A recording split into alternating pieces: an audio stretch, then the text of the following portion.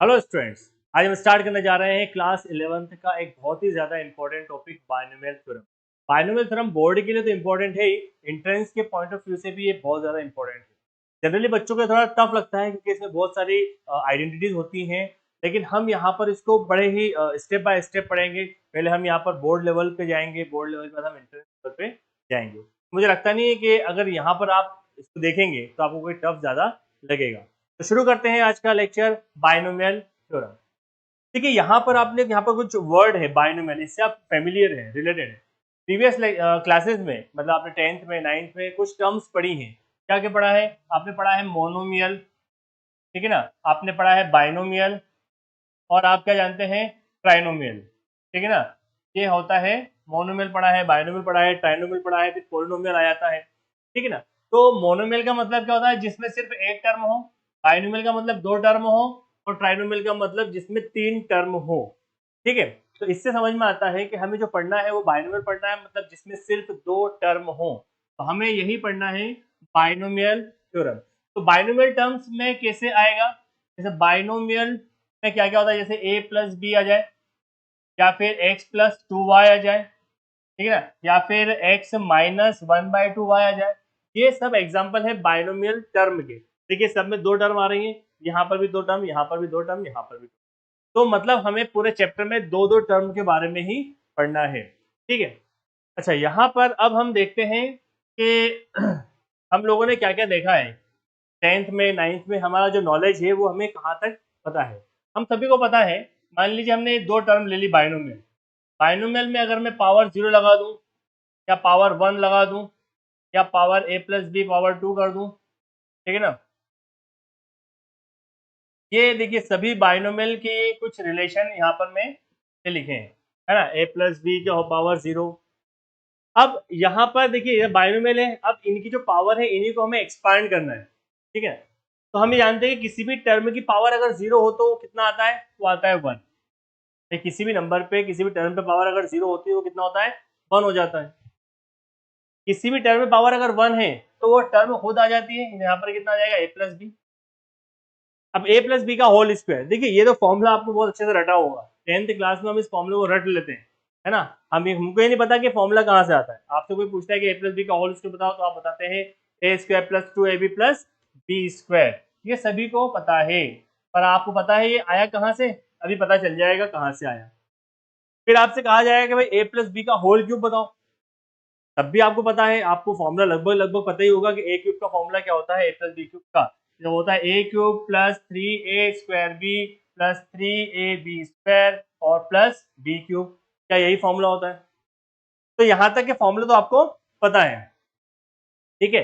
अब सवाल उठता है, ये सारे इतने फॉर्मूले हमको, दोनों फॉर्मूले हमको बहुत अच्छे से 10th में हम पढ़ के आते हैं। अब रहा सवाल ए प्लस बी की पावर 4 का। अब अगर मैं आपसे बोलूँ कि इसका क्या रिजल्ट आएगा, तो मुझे लगता नहीं है कि 10th क्लास तक के स्टूडेंट्स को ये फॉर्मूला जनरली याद होगा। लेकिन मैं अगर आपसे कहूंगा कि मुझे इसका रिजल्ट बताओ, तो आप कोशिश करेंगे सॉल्व करने की। आप कहेंगे a प्लस बी का होल स्क्वायर यहाँ पर कर दो, और a प्लस बी का होल स्क्वायर कर दो, इन दोनों का प्रोडक्ट कर दो, तो वहां से आपको एक रिजल्ट मिल जाएगा, ठीक है। लेकिन उसमें टाइम वेस्ट होगा। चलो मान लो आपने ये कर दिया। अब मान लो मैंने आपको यहाँ पर दे दिया a plus B raise to power 9 दे दिया। अब क्या करोगे? अब क्या करोगे? अब इसमें और ऐसे क्वेश्चंस आएंगे अभी हम, तो पावर 9 तक जाना है हमें तो बड़ा मसला हो जाएगा। तो इसको हमें रटना नहीं है कि क्या होगा, यहाँ पर हमको समझना है। यहाँ पर हमको एक फॉर्मूला मिलेगा, और उसी थ्योरम से ये सारे फॉर्मूले डिराइव होते हैं। यहाँ पर थोड़ी सी मैं सिमिलरिटी की बात करूं, देखिए जब यहाँ पर पावर 0 है तो वहां पर टर्म कितनी आ रही है? एक टर्म आ रही है। जब यहाँ पर पावर 1 है तो यहाँ पर टर्म कितनी आ रही है? 2। जब यहाँ पर पावर 2 है तो टर्म 3, पावर 3 है तो टर्म 4। इसका मतलब हमको ये समझ में आता है कि जितनी पावर होंगी उससे एक ज्यादा टर्म होगी। मतलब 5 अगर पावर है तो हमको पता है कि टर्म कितनी होने वाली है? 6 होने वाली है।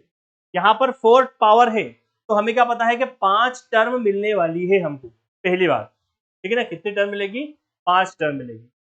दूसरी बात हम यहाँ पर क्या देख रहे हैं? दूसरी बात हम यहाँ पर देख रहे हैं कि जो a है, यहाँ पर देखिए a की पावर, देखिए यहाँ पर तो 1 है, पावर 1 1 है। यहाँ पर 2 है तो पावर देखिए पहले 2 है, फिर पावर 1 है, फिर पावर ए की 0 हो गई, पावर इंक्रीज डिक्रीजिंग ऑर्डर में, पहले 2 है फिर 1 है फिर 0 है।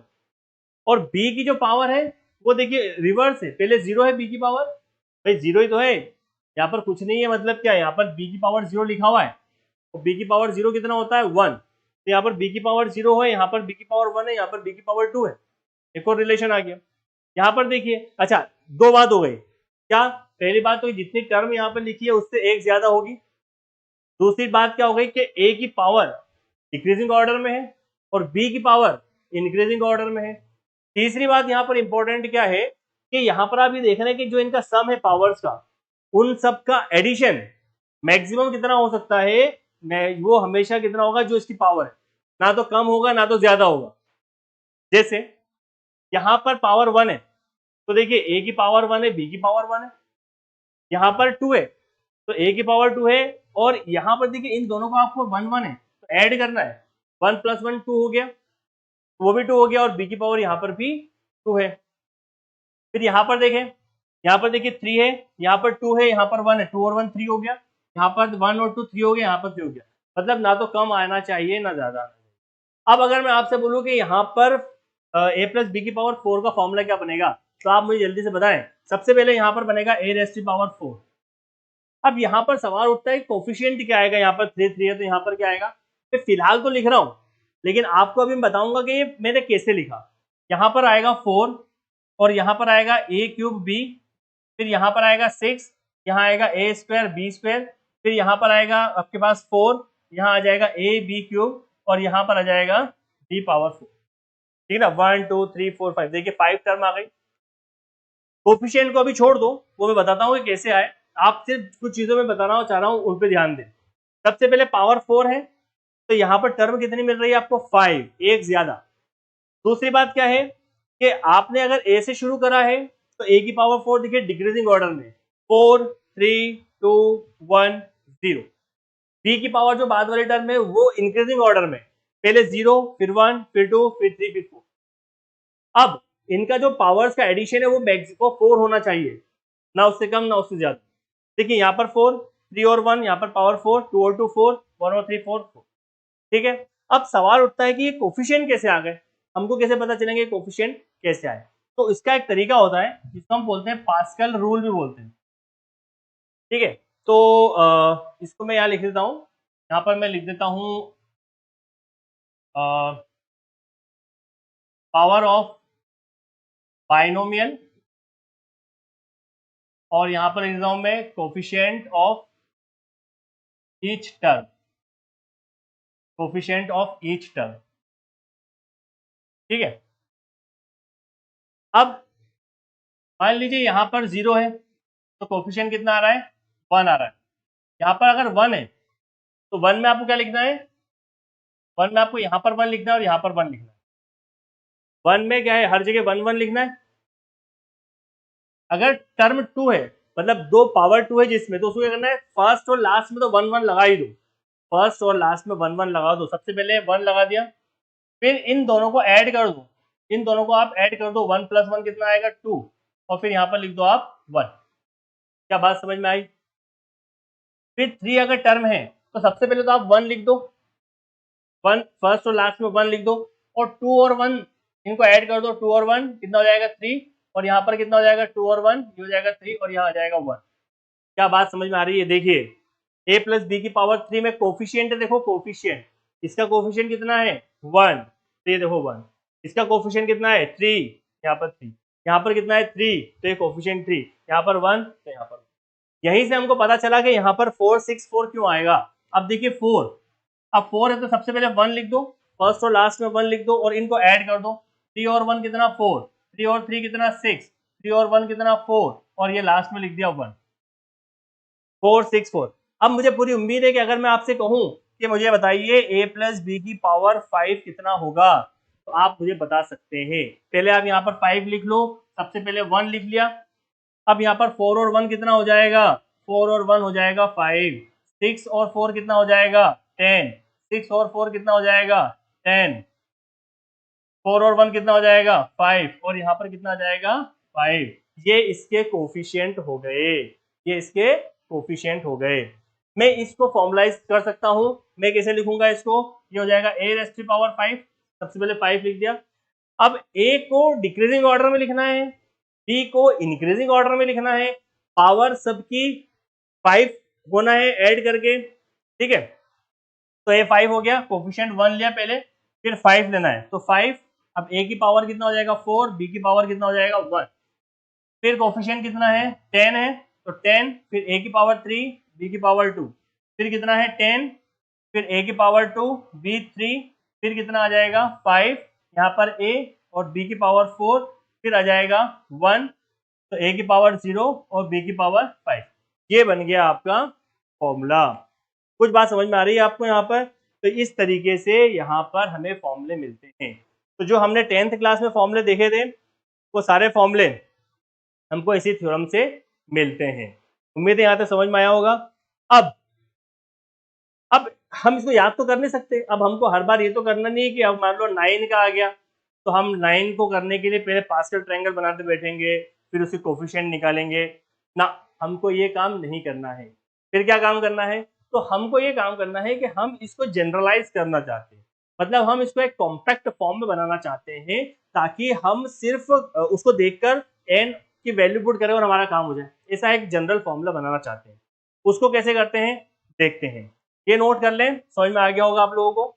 अब इसके आगे मैं बताता हूं आपको कि इसको बोलते हैं पास्कल ट्रायंगल, है ना। इसको हम क्या बोलते हैं? पास्कल ट्रायंगल भी बोलते हैं। ये ट्रायंगल बनता है ना, तो हम बोलते हैं पास्कल ट्रायंगल। देखो इतना ज्यादा वो नहीं है, जब आप पढ़ लेंगे तो आपको इसको कोई ध्यान रखने की जरूरत नहीं है, लेकिन शुरुआत में हमको पता होना चाहिए कि कोफिशिएंट कैसे आए। अब हमें इसको जनरलाइज करना है। जनरलाइज करने के लिए हमको कुछ चीजें पता होनी चाहिए, जैसे कुछ फैक्टोरियल नोटेशन पता होने चाहिए, ठीक है ना। तो फैक्टोरियल नोटेशन, फैक्टोरियल नोटेशन क्या आप लोगों को पता ही होंगे। फैक्टोरियल नोटेशन हम परम्यूटेशन में पढ़ते हैं, है ना, क्लास 10 में भी आप पढ़ते हैं। तो हम जानते हैं कि -n फैक्टोरियल ये नॉट डिफाइन होता है। क्या होता है? नॉट डिफाइन होता है। कभी भी नेगेटिव का फैक्टोरियल डिफाइन नहीं होता है, ये आपको ध्यान रखना है। 0 फैक्टोरियल क्या होता है? वो होता है 1, ठीक है ना। अच्छा पहले तो मैं इसको n फैक्टोरियल लिख देता हूँ ताकि आपको ध्यान रहे। चलो -n factorial not define, not define. n factorial को आप कैसे लिखेंगे? तो आप लिखते हैं पहले n, फिर उसको आप एक एक टर्म ब्रेक करते जाओ। कहाँ तक ब्रेक करना है? 3 to 1, लास्ट में 1 आना है और कंटिन्यूस होना चाहिए। Continue product of consecutive term होना चाहिए, continue product of consecutive term, n-1 n-2 3 to 1, ठीक है। फिर 0 फैक्टोरियल मान लो क्या हो जाएगा? तो 0 फैक्टोरियल की वैल्यू 1 होती है। देखिए 0 फैक्टोरियल की वैल्यू 1 क्यों होती है? इसका जवाब हम मिलेगा आपको जब आप परम्यूटेशन कॉम्बिनेशन पढ़ेंगे, ठीक है ना। तो आपको पता ही होगा ये। तो 0 फैक्टोरियल की वैल्यू अभी फिलहाल आप याद रखें 1 होता है। फिर आप जानते हैं 1 फैक्टोरियल कितना होता है? 1 होता है। 2 फैक्टोरियल को आप क्या लिखते हैं? 2 into 1 लिखते हैं। 3 फैक्टोरियल को आप लिखते हैं 3 into 2 into 1। 4 फैक्टोरियल को आप क्या लिखते हैं? 4 into 3 into 2 into 1। बात समझ में आ गई? तो इसी तरीके से 5 को लिखेंगे, कंटिन्यू प्रोडक्ट में होना चाहिए, और इस तरीके से n फैक्टोरियल। तो ये आपको एक तो ध्यान रखना है फैक्टोरियल नोटेशन। दूसरी बात आपको ध्यान रखना है कोफिशिएंट क्या होता है ना। ये एक दो चीजें हमको समझना है उस फॉर्मूले को बनाने के लिए। देखिए बाइनोमियल कोफिशिएंट क्या होता है, तो हम इसको इस तरीके से समझते हैं कि अगर n जो है वो बिलोंग करता है नेचुरल नंबर को, स्मॉल r अगर बिलोंग करता है होल नंबर को, और r जो है वो n से बराबर है या छोटा है, ठीक है ना, देन NCR is called binomial coefficient, binomial coefficient को ही हम कहते हैं बाइनोमियल कोफिशिएंट। बात समझ में आ रही है? तो ये फॉर्मूला जो बनता है वो बनता है NCR n factorial n minus r factorial, और ये हो जाएगा r फैक्टोरियल। ये होता है कॉम्बिनेशन का फॉर्मूला। अब ये फॉर्मूला कहाँ से आया उसकी अलग कहानी है। हमारे इस चैप्टर में हमें सिर्फ अभी इसकी रिक्वायरमेंट है, बहुत कम रिक्वायरमेंट है, सिर्फ एक चीज बताने के लिए। अभी आप सिर्फ इसको ध्यान रखेंगे कि ये कॉम्बिनेशन का फॉर्मूला होता है n factorial n minus r factorial into r factorial. यहाँ पर समझने वाली बात ये है कि ये जो n है ये नेचुरल नंबर ही हो सकता है। यहाँ पर 1 से स्टार्ट करना है, नेगेटिव नंबर नहीं हो सकती, 0 वैल्यू नहीं हो सकती, 1 2 3 से स्टार्ट करना है, पॉजिटिव नंबर।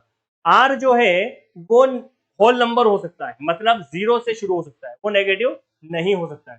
तो n नेचुरल नंबर होगा, r होल नंबर होगा, और r की वैल्यू या तो n के बराबर होगी या n से कम होगी। कभी भी ये नहीं हो सकता कि r की वैल्यू ज्यादा हो n से, ये नहीं होना है। तो n is NCR, n r हमेशा n से कम होगा। तो ये आपको एक रिजल्ट मिला बाइनोमियल कोफिशिएंट का। तो NCR कोफिशिएंट के लिए हम क्या यूज करेंगे, NCR। तो याद रखना है NCR को ही हम क्या बोलेंगे, बाइनोमियल कोफिशिएंट। अभी जो मैंने आपको फॉर्मूला बताया था, जैसे a प्लस बी का होल क्यूब, तो a cube plus 3a square B plus 3ab square plus B cube, ये जो है ना ये सब कोफिशिएंट है, बाइनोमियल कोफिशिएंट, और ये इसी के हेल्प से हमको मिलेंगे।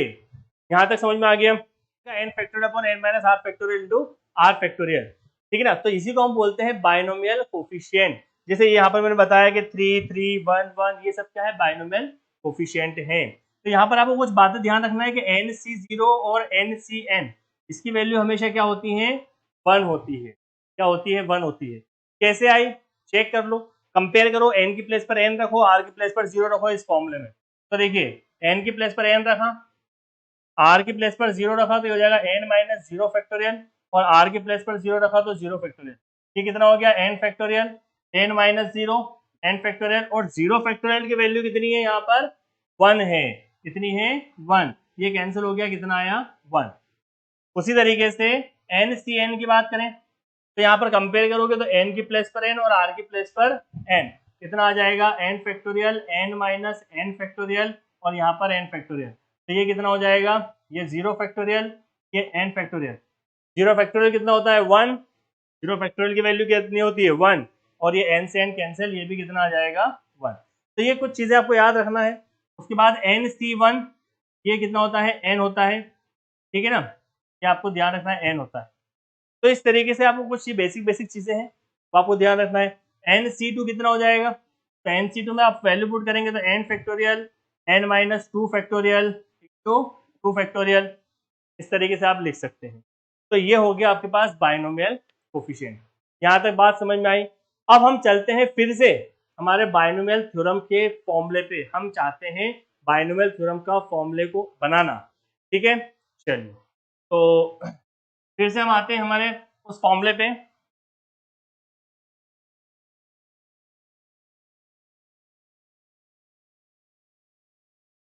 तो वो जो फॉर्मूला है आपका, हमने वहां पर कहाँ तक बात करी थी, मैंने बात बोला था आपसे कि a प्लस बी पावर 0 1 है, a plus B power 1 a plus B है, a plus B power 2 a square plus 2ab plus B square.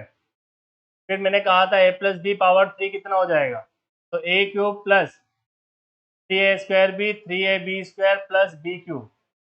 और मैंने कहा था a प्लस बी पावर 4, तो a4 प्लस 3 और 1, ऐसे ध्यान रखा करो कोफिशिएंट कैसे निकालना है। इसका प्रीवियस पता है ना हमको, 3 और 1 4, a की पावर तो डिक्रीज होगी और b की पावर इंक्रीज हो जाएगी। फिर 3 और 3 6, a की पावर डिक्रीज होगी, b की पावर इंक्रीज हो जाएगी। 3 और 1 4, a की पावर डिक्रीज b की पावर इंक्रीज, और यहाँ पर हो जाएगा b पावर 3, ठीक है। फिर इस तरीके से हमने 5 बनाया था, ठीक है ना, इस तरीके से हमने 5 बनाया था। अब हमको बनाना है a plus B power n। हमको क्या बनाना है यहाँ पर, a plus B power n। अब आप अगर यहाँ पर ध्यान देंगे तो आपको क्या मालूम पड़ेगा कि ये यहाँ पर 1 लिखा हुआ है। तो क्या मैं इस 1 को ऐसा लिख सकता हूँ, क्या मैं इस 1 को यहाँ पर लिख सकता हूँ NC0, ठीक है ना। मैं यहाँ पर क्या लिख सकता हूँ, ध्यान से समझे बेटा, ध्यान से समझना है आपको। यहाँ पर पावर 4 है तो मैं इसको लिख सकता हूँ 4C0, देखो 4C0 की वैल्यू 1 हो जाएगी। यहाँ पर 4 है, मैं इसको लिख सकता हूँ 4C1, क्या लिख सकता हूँ 4C1। और यहाँ पर मैं क्या लिख सकता हूँ इसको 4C2, तो मैं क्या लिख सकता हूँ फिर 4C3, और इसको मैं क्या लिख सकता हूँ यहाँ पर 4C4B4।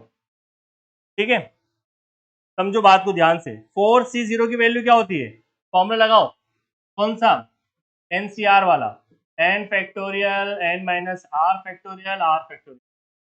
फॉर्मूले में वैल्यू पुट करो, कितना आ जाएगा, n की प्लेस पर 4 फैक्टोरियल, 4 माइनस 0 फैक्टोरियल 0 फैक्टोरियल, कितना आ जाएगा 4 फैक्टोरियल, 4 माइनस 0 4 फैक्टोरियल, मतलब कितना आ गया 1। और इसका कोफिशिएंट भी 1 ही था, यहाँ पर कोफिशिएंट कितना था, 4 था। तो क्या 4 को मैंने ऐसा लिख के सही करा, देख लेते हैं, चेक कर लेते हैं। 4C1 को मैंने लिखा 4 फैक्टोरियल 4 माइनस 1 फैक्टोरियल, भाई ये NCR फॉर्मूला देखो, n factorial n minus 1 factorial और यहाँ पर 1 फैक्टोरियल, कितना हो जाएगा 4 factorial, 4 minus 1 3 factorial into 1 factorial. अब हमको पता है कि अगर फैक्टोरियल है तो इसको हम कैसे ब्रेक करना है, तो क्या मैं इसको ऐसा लिखूंगा 4 इंटू 3 फैक्टोरियल और नीचे कितना लिखा है 3 फैक्टोरियल, 1 फैक्टोरियल तो 1 होता है, ये दोनों कैंसिल, कितना आया 4 आ गया। तो यहाँ पर 4 ही तो था, तो 4 को मैं 4C1 लिख सकता हूँ। यहाँ पर कितना लिखा था, यहाँ पर 6 से लिखा हुआ था कोफिशिएंट, चेक करो फॉर्मूला, चेक करो यहाँ पर 6 लिखा होगा, क्या मैंने 4C2 लिखकर सही करा, चेक करते हैं। 4C2 फॉर्मूले में लगाओ value, n factorial 4 factorial, n minus r 4 minus 2 factorial, r factorial मतलब 2 फैक्टोरियल। तो 4C2 कितना हो जाएगा 4 फैक्टोरियल 2 फैक्टोरियल 2 फैक्टोरियल। जरा चेक करो कैसे सॉल्व करते हैं फैक्टोरियल को, बड़ी वैल्यू को वहां तक ब्रेक करो जहां तक आपको छोटी वैल्यू, उससे छोटी वैल्यू मिल जाए। तो आप बोलेंगे 4 के बाद 3 के बाद 2 फैक्टोरियल, यहाँ पर 2 फैक्टोरियल को ब्रेक कर दो 2 इंटू 1 और इसको ऐसे ही रहने दो, 2 और 2 कैंसिल हो गया, 2 1 जा 2 2 2 जा 4 3 2 जा कितना आ गया 6 आ गया। तो मतलब 4C3 कितना आ जाएगा 6 आ जाएगा, ये भी सही हो गया। 4C4 कितना होगा 1, मैंने बताया था आपको कि NCN कितना होता है 1 होता है, तो ये भी 1 हो गया। तो कुल मिलाकर हमको ये बात समझ में आ गई कि कोफिशिएंट को हम लिख सकते हैं, ये जो लिखे हुए होते हैं ना, ये सब कोफिशिएंट लिखे होते हैं। अब अगर मैं आपसे कहूं कि ये क्या लिखा हुआ है, तो आप मुझे बताएंगे तो सर ये लिखा हुआ है यहाँ पर, आप बोलेंगे कि सर यहाँ पर पावर 3 है, तो इसको आप लिख सकते हैं 3C0A3। पावर देखिए बढ़ती जा रही है, मैक्सिमम पावर 3 है ना, तो 3 ऊपर लेना है n, और ये बढ़ेगा 0 1 2 3 4, कहाँ तक जाएगा 3 तक, मैक्सिमम 3। यहाँ पर 4 है तो 4 तक, 5 है तो 5 तक, 6 है तो 6 तक, तो ये हो जाएगा 3C0। फिर यहाँ पर मैं लिखूंगा 3C1 A2B1, ठीक है। फिर यहाँ पर मैं लिखूंगा 3C2 A1B2 और यहाँ पर मैं लिखूंगा 3C3 A0 और ये B3। कोई बात समझ में आ रही है, 3C0 3C1 3C2 3C3, आप फॉर्मूले में वैल्यू पुट कर करके देखो, आपको यहाँ पर 1 मिलेगा, यहाँ पर 3 मिलेगा, यहाँ पर 3 मिलेगा, यहाँ पर 1 मिलेगा। इसी तरीके से यहाँ पर अगर मैं आपसे कहूँ कि यहाँ पर कोफिशिएंट के फॉर्म में क्या लिखोगे, तो आप यहाँ पर क्या लिखेंगे, यहाँ पर 2 है तो 2C0 A पावर 2, फिर यहाँ लिखेंगे आप 2C1 A B, यहाँ पर आप लिखेंगे 2C2 और B स्क्वायर। अब आपको मुझे लगता है समझ में आ गया होगा। अब देखिए यहाँ पर अगर मुझे इसको जनरलाइज करना है, अगर मुझे यहाँ पर जनरलाइज करना है तो मेरे लिए अब आसान हो गया। देखिए सबसे पहली बात क्या है कि मुझे शुरू कहाँ से करना है, n से। मैं यहाँ लिखूंगा NC0, a की पावर डिक्रीजिंग ऑर्डर में जाना है, सबसे बड़ी a की पावर फिर उससे छोटी फिर उससे छोटी, तो यहाँ पर सबसे बड़ी a की पावर क्या हो जाएगी an हो जाएगी, फिर b की पावर यहाँ पर क्या हो जाएगी 0 हो जाएगी, फिर NC0 के बाद मैं लिखूंगा NC1, बस बढ़ते जाएगा। अब NC0 ये C0 C1 C2 ये बढ़ते जाएगा, a की पावर डिक्रीज होती जाएगी और b की पावर इंक्रीज होती जाएगी, तो ये हो जाएगा an-1 b पावर 1। चेक करने के लिए आपको ये ध्यान रखना है कि इन दोनों की जो पावर है उन दोनों का एडिशन वो n ही के बराबर हो, n ही के बराबर हो। देखो ये n प्लस 0 n, इन दोनों को ऐड करेंगे तो n, फिर NC2 a n-2 b2, फिर NC3 a n-3 b3 से लेकर लास्ट टर्म आ जाएगा NCN a 0 और b की पावर n। तो यही है हमारा फॉर्मूला, यही है हमारा फॉर्मूला बाइनोमियल थ्योरम का। इसमें अब आपको जो भी फॉर्मूला निकालना है जैसे आपको निकालना है 6 का फॉर्मूला, तो आप यहाँ पर n के प्लेस पर 6 रख दो, बस हो जाएगा। ये हो जाएगा 6c0 a की पावर 6 b की पावर 0, 6c1 a की पावर 6 माइनस 1 5। रख के आप देखें, आपको चाहिए कि भाई 4 का फॉर्मूला बनाना है, तो a प्लस बी की पावर 4, n के प्लेस पर 4 रख दो, सॉल्व कर दो। ये है आपका जनरल फॉर्मूला।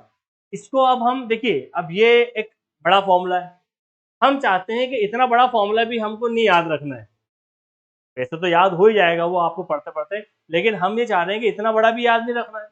फिर क्या करें, तो इसको हम और कॉम्पैक्ट फॉर्म में करने की कोशिश करते हैं। ठीक है, तो मैं इसको रब कर देता हूँ, इतना समझ में आ ही गया होगा आपको। इसको मैं फिर से ऊपर लिख देता हूँ। तो a प्लस बी की पावर n का फॉर्मूला हमको क्या मिल गया, nc0 an b0। अब b0 लिखो या मत लिखो, क्योंकि b0 का मतलब कितना हो जाएगा, 1 हो जाएगा। तो अगर आप नहीं भी लिखते हो तो भी अंडरस्टैंड सी बात है, अंडरस्टूड सी बात है। यहाँ पर हो जाएगा nc1 an minus 1 b plus nc2 an minus 2 b2 से लेकर चलता रहेगा, फिर ncn a0 और b raised to power n। ठीक है ना, इस तरीके से आपको ये फॉर्मूला हमको पढ़ा। अब मैं चाहता हूं इसको और कॉम्पैक्ट करने की कोशिश करते हैं, तो इसको मैं ऐसा भी लिख सकता हूं a plus B raised to power n। इसको मैं लिख सकता हूं, देखिए यहां पर मैं लगाता हूं समेशन। समेशन का मतलब क्या होता है, एडिशन। तो देखिए ना, यहाँ पर एडिशन लगा हुआ है। ठीक है, अच्छा एडिशन लगा हुआ है, फिर मैं लिखता हूँ यहाँ पर r की वैल्यू 0 से लेकर n। इसका मतलब क्या होता है कि जो r की वैल्यू है वो आपको 0 से रखना है, 0 रखना है, फिर 1 रखना है, फिर 2 रखना है, फिर 3 रखना है, कंटिन्यू सारे नंबर रखना है, नेचुरल नंबर 0 से n तक। फिर यहाँ पर कोफिशिएंट आएगा NCR, फिर यहाँ पर a की पावर आएगा n माइनस r और b की पावर आएगा r। ये है आपका जनरलाइज फॉर्मूला, ये है आपका जनरलाइज फॉर्मूला।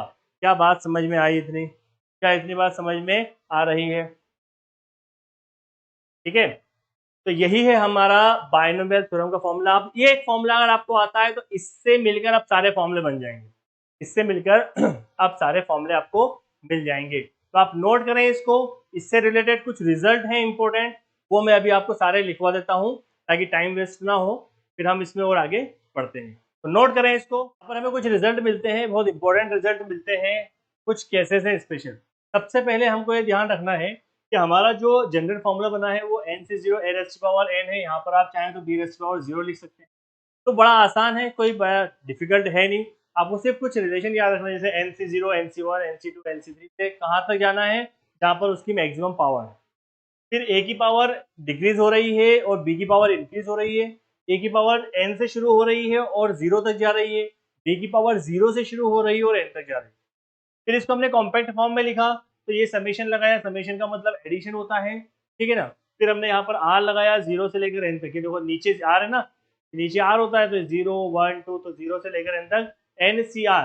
अब आप यहाँ पर वैल्यू पुट कर करके देखो कि NC0 क्या आ गया, NC0 NC1 NC1 फिर plus NC2 NC2 plus NC3। तो ये हमने एक फॉर्मूला बनाया। अब इस एक फॉर्मूले से हमको क्या क्या रिजल्ट मिलते हैं, तो अगर हम यहाँ पर इस फॉर्मूले को हमें पता है, अगर हम यहाँ पर हमको मिल गया यहाँ पर नेगेटिव, मतलब ये बी की टर्म अगर नेगेटिव आ गई तो उसको हम कैसे लिखना है, तो कुछ भी बात नहीं है, यहाँ पर माइनस लगा दो। नेगेटिव है तो -1 लगा दिया, -1 की पावर r, -1 की पावर r हो जाएगा। बाकी फॉर्मूला वही है NCR, बाकी तो पूरा फॉर्मूला वही, सिर्फ नेगेटिव है तो यहाँ पर आप -1 की पावर r लगा देंगे। तो उसमें क्या होता है कि ये पॉजिटिव है, जहां जहां पर ऑड टर्म आएगी r की, जहां जहां पर r की ऑड टर्म आएगी वहां वहां पर नेगेटिव हो जाएगा। जैसे ये पॉजिटिव ये नेगेटिव, फिर ये इवन है पॉजिटिव, फिर इसके बाद 3 है वो नेगेटिव, तो अल्टरनेट चलेगा प्लस माइनस प्लस माइनस।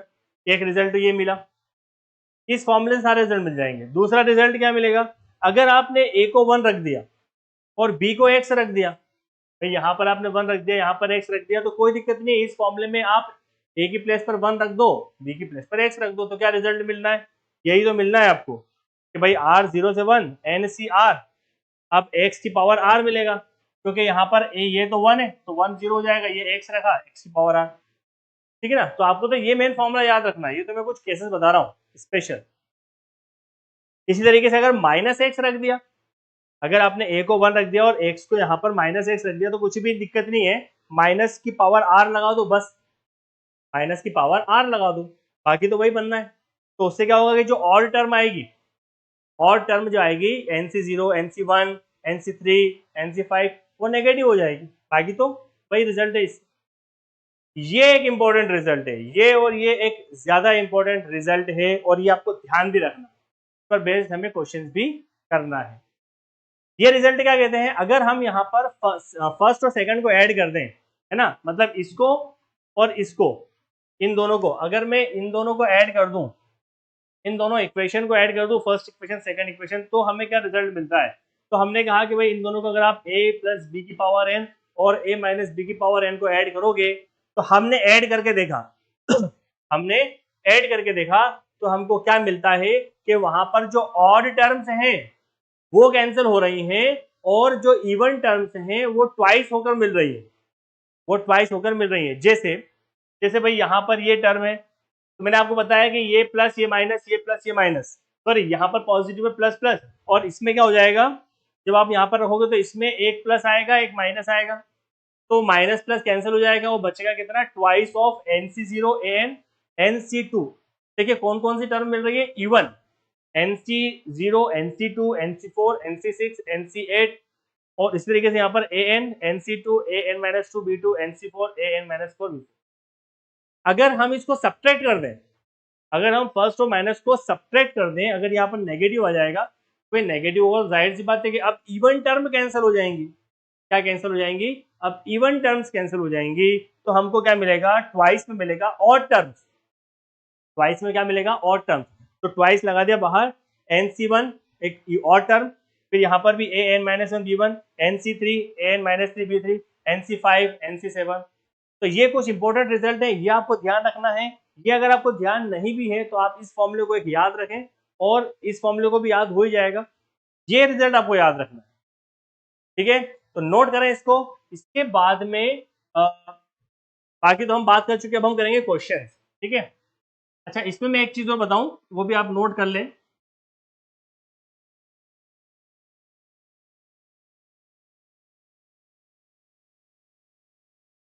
कि जो नंबर ऑफ टर्म्स होंगे वो कितने होंगे, है ना। तो नोट करके आप लिख लें कि the number of terms in the expansion of a plus b raised to the power n is n+1। बहुत ज्यादा इंपॉर्टेंट बात है ये तो हम पहली बार से बात करते हुए आ रहे हैं, पहली बार से ही बात करते हुए आ रहे हैं कि भाई a प्लस बी की पावर 2 में कितनी टर्म मिल रही है, कितनी टर्म मिल रही है, पावर 2 तो कितनी टर्म मिली, 3, पावर 3 कर देंगे तो कितनी टर्म मिलेगी, 4, पावर 5 करेंगे तो कितना मिलेगा, 6। तो अगर पावर n है तो नंबर ऑफ टर्म कितना हो जाएगा, n+1, याद रखना है इसको। दूसरा इसमें एक इंपॉर्टेंट पॉइंट है, वो भी मैं आपको बता चुका हूं कि जो a और b की पावर्स का सम है वो हमेशा किसके बराबर होगा, n के बराबर होगा, ठीक है ना। Addition the sum of each power,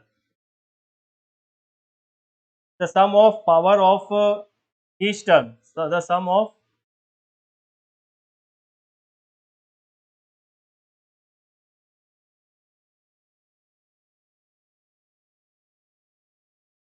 in each term is equal। ये भी एक बड़ी इंपॉर्टेंट बात, ये भी मैं आपको बता चुका हूँ पहले ही, कि आप जब भी पावर को ऐड करेंगे, जैसे यहाँ पर देखो n0 को ऐड करोगे तो n ही आएगा, n-1 और यहाँ पर क्या है 1, इन दोनों को ऐड करोगे तो n ही आएगा, इन दोनों को ऐड करोगे तो n ही आएगा। अगर n नहीं आता तो आप समझ जाओ कि हम कुछ गड़बड़ कर रहे हैं, ठीक है ना, जितनी पावर है उतना ही एडिशन आना चाहिए। तो मुझे लगता है कि ये आपको यही बेसिक है बस। अब यहाँ से हम क्वेश्चन स्टार्ट करेंगे, क्या ये आपको समझ में आया, समझ में आया तो इसको नोट करें, के लिए इतना ही काफी है। इसके आगे जो क्वेश्चन है वो हम करेंगे कल, तो आप इस थ्योरी को अच्छे से ध्यान रखें और कल हमें इसके क्वेश्चन करना है। तब तक के लिए पढ़ते रहें।